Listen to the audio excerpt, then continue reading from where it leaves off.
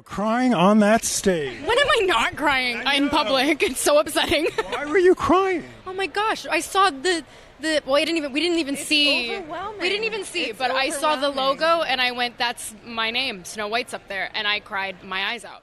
When you leave the scene, I turned to the camera and I was like, Gal's mad. It was Yeah. but then you were FaceTiming your kids right after, being like, hey, so much.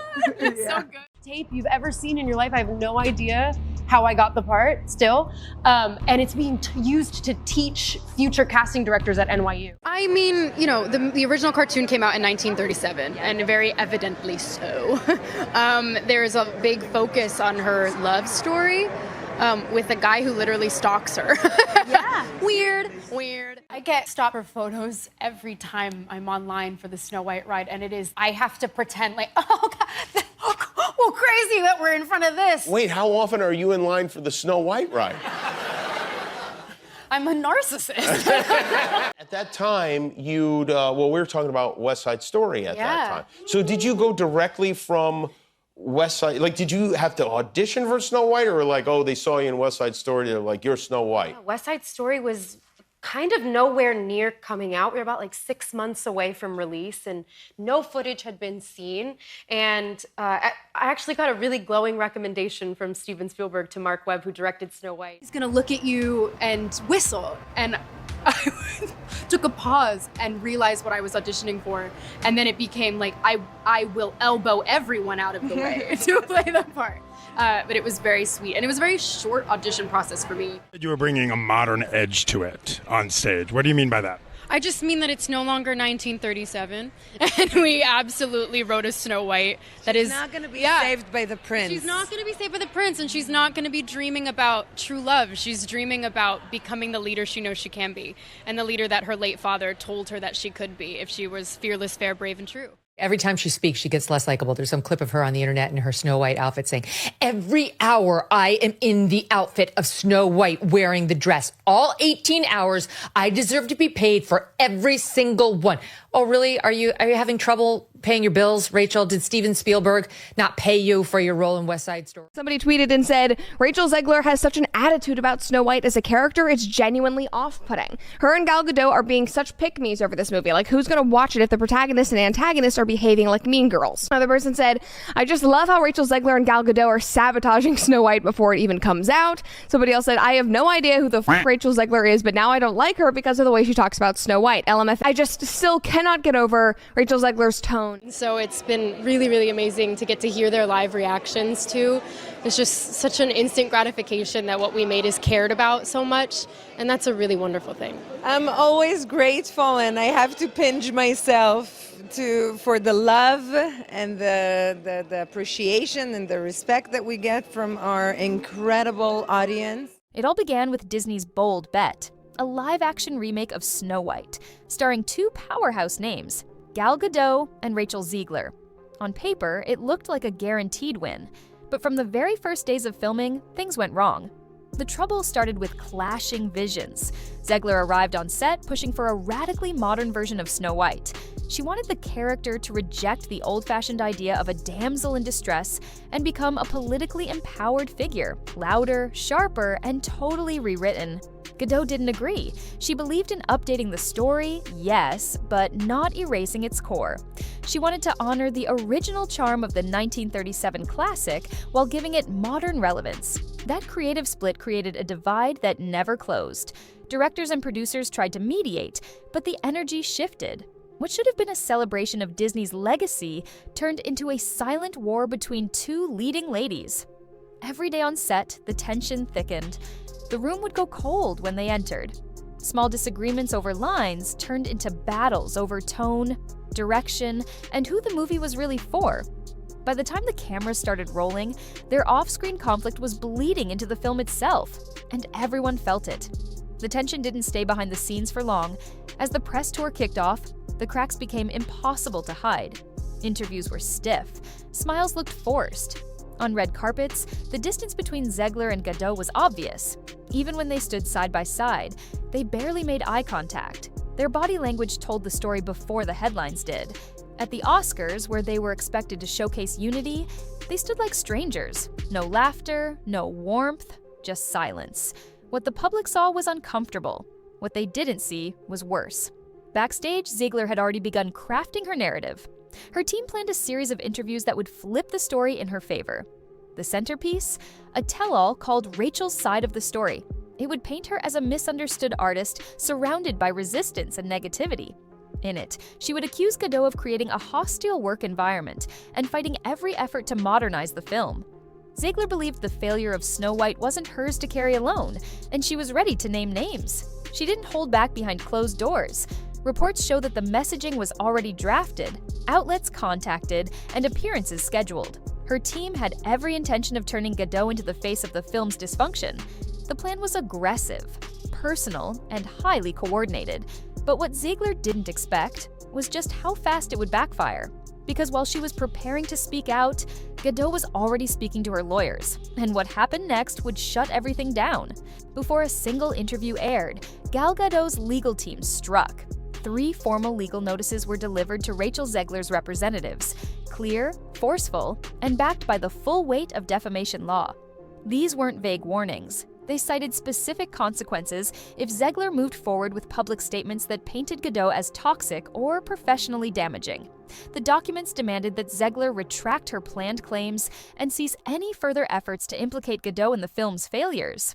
It was a direct strategic hit, and it landed. Zegler's response was immediate. Within 48 hours, her entire publicity campaign vanished. The interview circuit collapsed. Her scheduled tell-all, Rachel's Side of the Story, was pulled with no explanation. A guest spot on the Drew Barrymore show was suddenly rescheduled. Her podcast tapings were canceled. Even her social media presence, once fiery and defiant, went dark. No tweets, no comments, no quotes. It was like someone flipped a switch and shut her down. Behind the scenes, her team scrambled. They had planned for backlash, but not this. Gadot's legal action caught them off guard and left no room to pivot. The message was loud and clear. Any public accusation without proof would be met with legal firepower.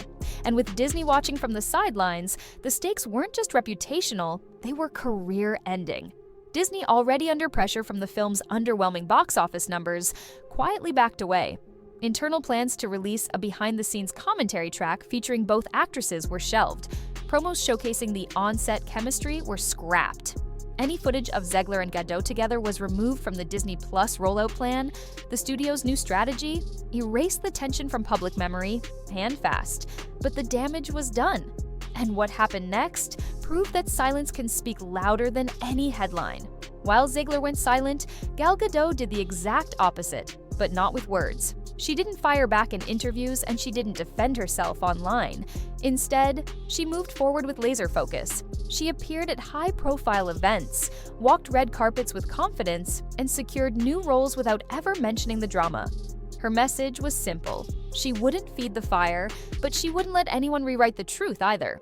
Her restraint wasn't weakness, it was control. In a town obsessed with image, Gadot's quiet composure made a bigger impact than any public statement ever could. Casting directors took notice. Industry professionals started drawing clear lines between the 2 stars, one who weathered the storm with calm professionalism, and one who tried to drag the storm into the spotlight. While Zegler trended for controversy, Gadot's name returned to normal industry chatter. New projects, new endorsements, steady demand. Disney executives, once unsure how to manage the situation, quietly praised Gadot's handling of the conflict. She hadn't just protected her name, she had preserved the brand image that Disney desperately needed to salvage. Meanwhile, Zegler's silence spoke volumes. To the public, it looked like she had been forced into retreat. No explanation, no closure, just vanishing headlines and canceled appearances. And in Hollywood, perception is everything. The story she hoped to control had slipped away, and taken her credibility with it. What began as a creative clash between 2 actors turned into a full-scale image war. Gadot didn't win through drama. She won by staying silent, staying strong, and letting the facts speak for themselves. And Zegler? She learned the hard way that in a town built on stories, choosing the wrong one can end your chapter before it even begins. Disney knew it couldn't ignore the fallout. Internally, executives scrambled to distance the brand from the conflict. The planned Snow White behind-the-scenes commentary, featuring Gadot, Zegler, and Ansu Kabia, was officially canceled. This wasn't a scheduling issue. It was strategic. That commentary track was supposed to humanize the cast, show camaraderie, and give fans a peek behind the curtain. But with Zegler and Gadot refusing to speak on camera together, even remotely, there was no way forward. The trust was broken. The chemistry? Gone. And Disney wasn't about to roll the dice on more controversy. Other promotional features vanished just as quickly. Cast spotlight reels were trimmed, interview compilations were cut. 2 exclusive digital specials meant to showcase the women of Snow White were shelved completely after the legal notices surfaced. Internally, one executive summed it up bluntly: the less we show of the cast together, the better. For a studio known for flooding its platform with extra content, the silence said everything. Even fans noticed. Where were the usual bloopers? The cheerful wrap party photos? The viral cast TikToks? They never came. Instead, Disney leaned into quiet damage control, removing more than it added and hoping audiences wouldn't ask too many questions. But audiences did notice. The awkwardness, the missing content, the way interviews vanished without explanation. It all pointed to a project that had spiraled off course. What was meant to be a celebration of Disney's most iconic princess had turned into a case study in Hollywood breakdown. And no amount of editing could clean it up. The magic was gone. In the end, Snow White wasn't just a film. It became a battlefield. A place where 2 visions clashed, where reputations were tested, and where silence became more powerful than any script. Gal Gadot walked away with her image intact, her career stable, and the respect of an industry that values control under pressure. She didn't need to shout. She didn't need to post. She let the paperwork, the silence, and the fallout tell the story for her. Rachel Zegler, once hailed as Disney's next breakout star, is now surrounded by question marks. The tell-all that was supposed to launch her side of the story never saw the light of day. And in its place, doubt. The canceled appearances, the vanished interviews, the pulled specials. Every missing piece created more distance between her and the public. Not just a silence, but a void. And in Hollywood, a void is the fastest way to be forgotten. The studio's future with both actresses remains unclear, but the damage is done. Snow White didn't just miss the mark, it became a warning. A reminder that in an age of hyperconnectivity, off-screen drama can destroy on-screen dreams. That careers can change not in the final cut, but in the headlines that follow. And that one legal document can speak louder than 1 million followers. Disney hoped to rewrite a fairy tale. Instead, they got a real-world drama no one could script and no one could stop. Now, as the dust finally begins to settle, the industry is left dissecting what went wrong and how quickly it all unraveled. This wasn't a slow burn, it was an explosion. A project meant to symbolize Disney's evolution ended up exposing its deepest fractures. Corporate indecision, talent misalignment, and the brutal reality of modern celebrity. What should have been a flawless victory for diversity and reinvention turned into a PR crisis that Disney couldn't spin, no matter how many press releases they buried. But beyond the headlines and red carpets, a larger story is now unfolding. One about power, control, and survival in a business that doesn't forgive missteps. Zegler entered the spotlight ready to lead the next generation of Disney stars. She left it with silence, suspicion, and a stalled momentum that may take years to recover, if it ever does. Her voice, once loud and uncompromising, has been replaced by hesitation. Every move she makes now carries weight. Every word will be measured. Gadot, on the other hand, proved that restraint can be a weapon. She didn't just survive the fire, she walked through it untouchable. That kind of resolve doesn't go unnoticed in Hollywood. Directors and producers aren't just looking at her performance, they're looking at her discipline. Her ability to protect both her brand and her studio's interest without feeding chaos made her an asset, not a liability. In a town where one wrong quote can spiral into months of backlash, that matters more than ever. This wasn't just a story about 2 actresses, it was about the pressure cooker of fame, the collision between personal agendas and billion-dollar franchises, and what happens when a fairy tale meets real-world stakes. And if Disney thought audiences would forget, the internet made sure they didn't. Because while Snow White may fade from the platform, the drama behind it will live on, etched into the memory of every viewer who watched the dream fall apart before the credits ever rolled.